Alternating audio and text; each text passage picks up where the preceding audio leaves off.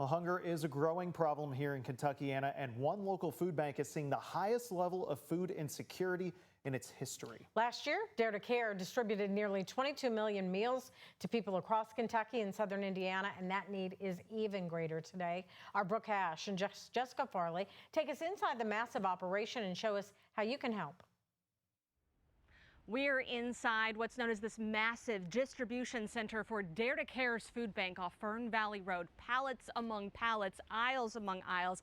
We also have Alexis Richardson with us here from Dare to Care, just talking about the massive effort that is underway to get people who are food insecure the food they need. Absolutely. Well, right now we're seeing a huge increase in people who are food insecure, and so we're doing our very best to get food out the door so that people have access to nourishing foods that they need. Numbers just came out recently, not good numbers. Absolutely. We are seeing the highest increase in food insecurity that we've seen in Dare to Care history.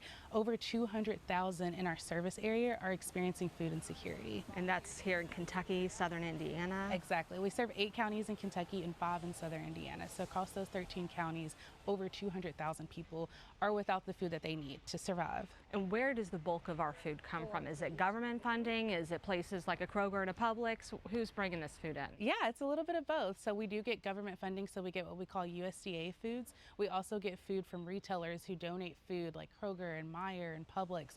These kind of retailers are donating extra food that they have. That can be protein, that can be fresh produce. And then we have a tiny budget that we purchase food out of as well. And we're seeing a number of our partners who are right now picking that food up. They're taking it to their pantries, to their churches and their shelters. You also have an emergency pantry people come to. We do. So we are giving out food to places like Salvation Army, Center for Lay Ministries, Exodus Family Ministries. These are pantries across those 13 counties where people can come and get the food that they need. And we also have an emergency pantry where anyone can come to this facility that we're at today and they can get food that they need as well.